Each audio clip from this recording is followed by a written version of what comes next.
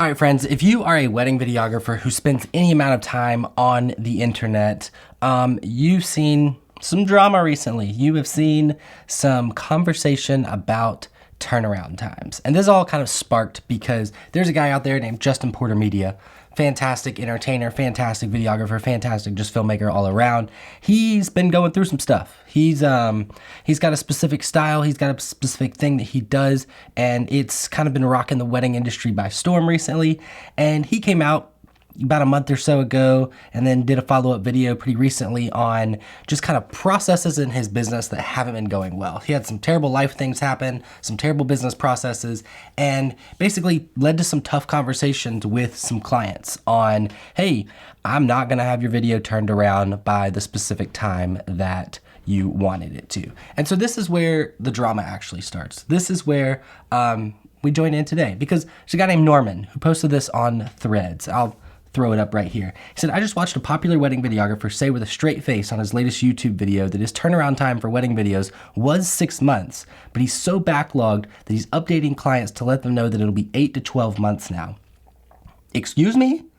LOL. Hey, if clients are accepting that, do your thing. But as a wedding photographer, I can't make sense of it taking 6 to 12 months to get a wedding video back. I'm in awe, and if you're booked out that busy, why aren't there multiple editors on your staff? Hot take. I agree with Norman here, but it's not that simple of a thing. So let's back it up. Justin Porter basically has this long conversation in the Threads chat on this, and it basically comes to the conclusion of like, hey, here's the deal. I don't think 8 to 12 months is okay.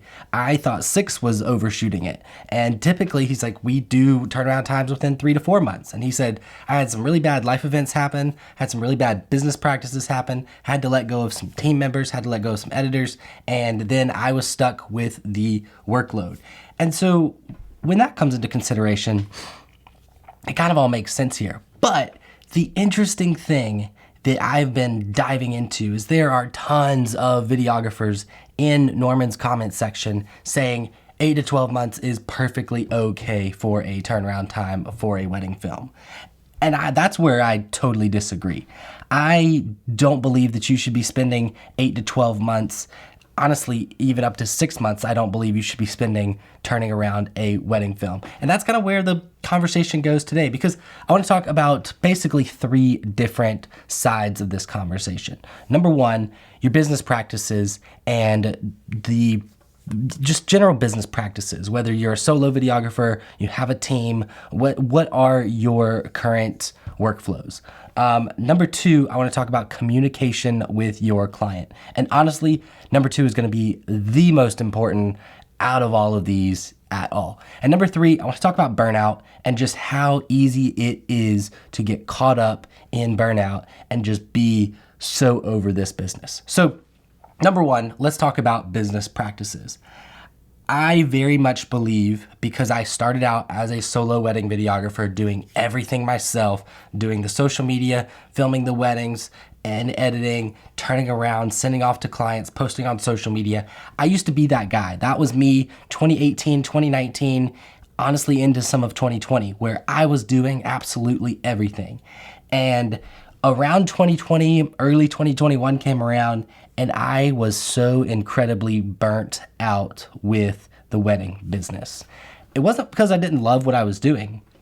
It was because I got so exhausted of doing every single thing. I couldn't focus on the things that I loved. I couldn't focus on the things that needed to be done. It was all edit. Okay, let's respond to clients in the free time and let's try to post on social media in the free time. It just wasn't sustainable.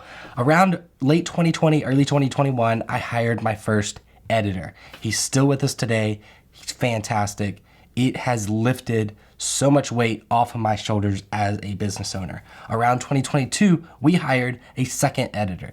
That has been so incredibly awesome as well, because now we're essentially a team of 3, all shooting, all editing, all working together. And around late 2022, kind of early into 2023, I fully outsourced, fully hired on a marketing firm to handle all of our social media. Again, Another thing that I did not enjoy doing that lifted the weight off of my shoulders. So the way I'm going at this is if you find yourself in a single videographer doing everything yourself, just type of wedding videographer, it's not sustainable. It's not going to last. Yeah, sure, you might be several years in and loving it, but there's really not a good way to scale. Unless you get so incredibly good, you can charge so incredibly much, and you can only do 5 to 10 weddings a year, and that's all you do. It's a thin road, and it's a very difficult road. I would encourage you so heavily, hire somebody for social media. And even in my position, I had an editing style that I thought only I could do. Couldn't be more wrong.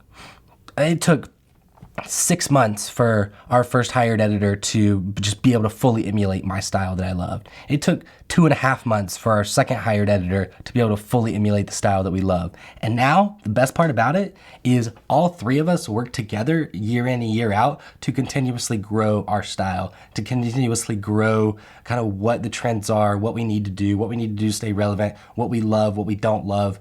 It's been a group effort ever since. And so that is where it's just the icing on the cake. I do not regret whatsoever hiring an editor, and you will not regret it either. If you love social media and that's your thing, you can keep doing your social media if you want to, but also for me, hiring that thing out where I don't have to worry about doing the 3 posts a week and collaborating and doing all this and commenting on things, even better. Now, let's talk about area number 2, which I believe is the far more important than any of these business practices or all that. It has to do with your communication to your client. I don't care if you take 16 years to respond or to figure out and edit a wedding video. As long as your client knows that up front, is okay with that, and loves that, and your style is worth that, you can take as long as you want. However, you're really making your margins thin on the clients that you can attract if your turnaround times are 6 months to a year long, where everybody else's turnaround times are 2 to 4 months. Because not everybody in the world is down for that. Not everybody in the world is down for that 6 to 12 month turnaround time. And you got to be really good. You got to have an established brand. But regardless, no matter what the situation is, if you are communicating upfront, honestly with your clients before they even sign the contract of how long this is going to take, what their expected turnaround times are, and everybody's on the same page, that is all that matters. If you are a 6-month turnaround type of guy and that is the only thing that you do and that's how you know you can do it best, and your clients love that and they're okay with that, so be it. All right, and number 3, we're gonna talk about burnout. So burnout within the wedding video industry is very, very easy to happen. And here's something for all those who aren't video editors or all those who aren't wedding film editors.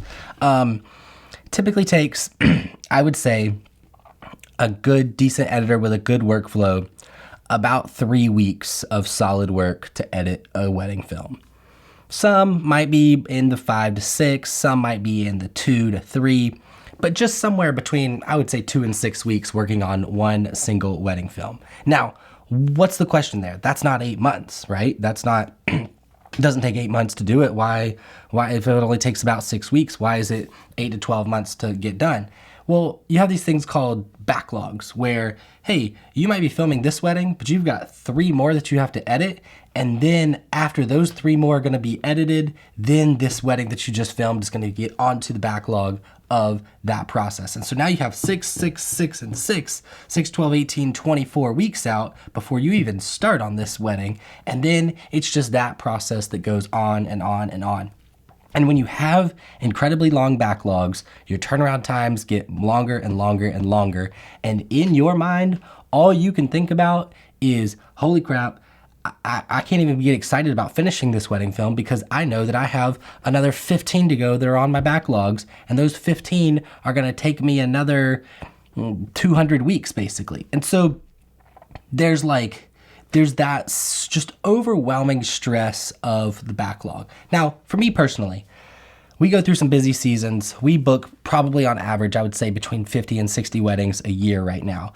And when I have more than, say, 5 weddings on our backlog, even with 3 editors, more than 5 weddings on my backlog, I start to feel something. It's not okay. It's not fun. There's something in me that's like, holy moly, we better get this thing cleaned up because I can just feel the stress coming. And some of you guys aren't like that. But that is the way that burnout happens so easily, because you get one wedding, you get filmed, you're like, oh, that's great. Boom, you take some time doing it. Then you get another wedding, you get filmed. Oh, great, you take some time doing it.